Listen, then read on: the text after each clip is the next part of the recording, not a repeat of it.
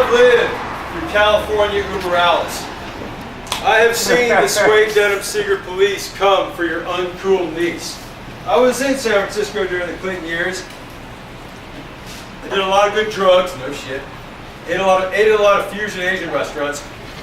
Messed around the art world with near impunity, dressed up in flannels and boots like a good little Kerouac wannabe. There are good times and I'm happy to recreate right now. But I'm honest enough to know that it was all total bullshit. The economy was good, but America was still strapping it on and reaming out the planet. We were partying, dancing on the world grave, that's all. The rest of the earth was burning down around us while we were watching Repo Man on Thursday afternoons and arguing about the comparative plate of shrimp, strength of Humboldt County weed versus the hammerlock shit coming out of Aspen, Colorado at the time. And of course the fact that Mayans invented television. My big social justice idea of 1996 was that if we built a compost pile in my friend's backyard, then not only would we be saving the environment, brother, but then we could grow some shrooms in it as well. So it'd be like killing two birds with one stone, man. I went to an $80,000 liberal wedding where we all gorged and puked on more food than most of the world sees in a month. And the feel-good lib buzz at the open bar reception was that the wedding invitations were printed out on acid-free recycled paper. It was a joke. A white liberal's wet dream where being a revolutionary was knowing what cool stickers to put on your laptop. Bill Ayers, fuck him. Weather Underground, fuck them. I worked part-time in an internet startup in Oakland, where the way to make a badass statement was to walk around the office without any shoes on and whisper to everyone that you were downloading Alanis Morissette CDs on Napster. Now that's the kind of kick-ass shit that gets you laid when we've got a Democrat in the White House.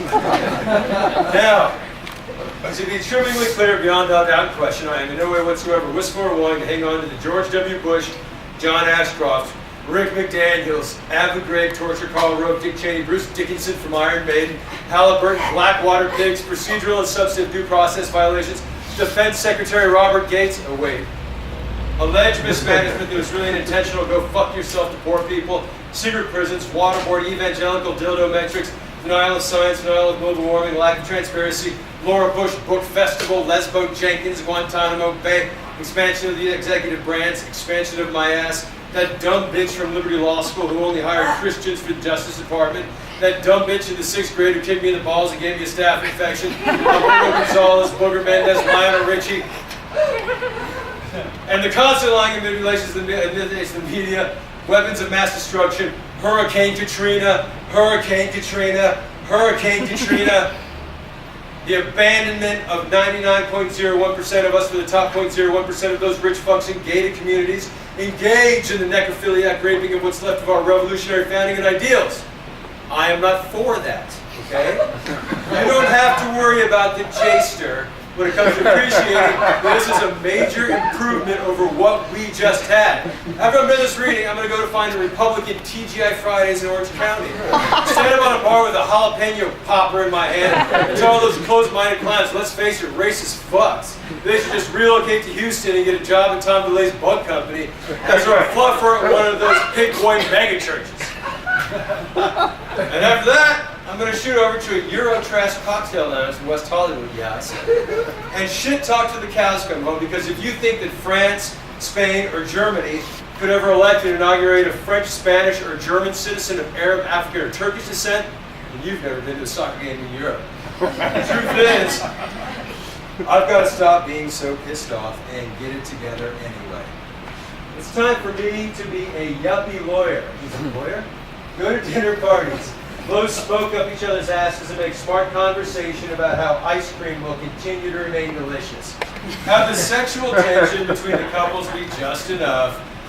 Sneak outside to smoke a cig, feel like a rebel. It'll be freeing to finally come out of the closet about how much I really do like spending my Saturday mornings in Williams-Sonoma and Bed Bath & Beyond. We'll all walk hand in hand in Obama land, witty, ironic, focused on our careers, frolicking on gentrified street corners, buying each other gift certificates to Urban Outfitters, waving to each other at Trader Joe's, hey!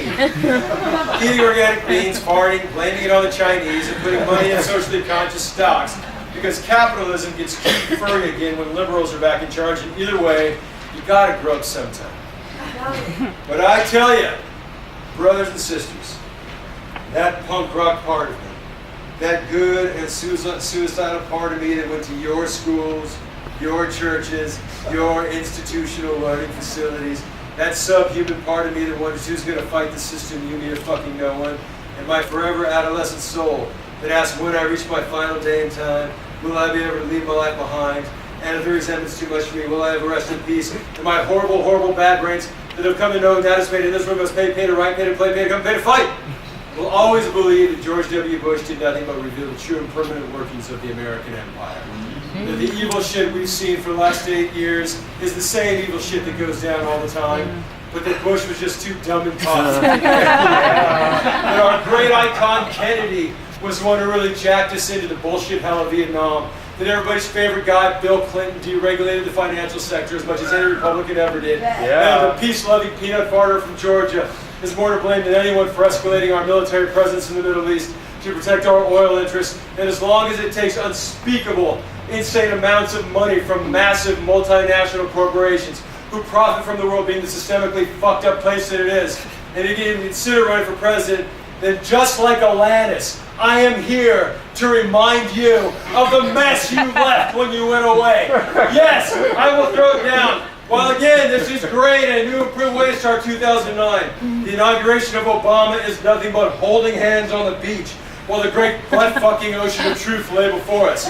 It's not about abortion, a tax cut for the middle class, ethanol subsidies, triple dividend doodly-doos, and reduction in earmarks, whatever the fuck they are.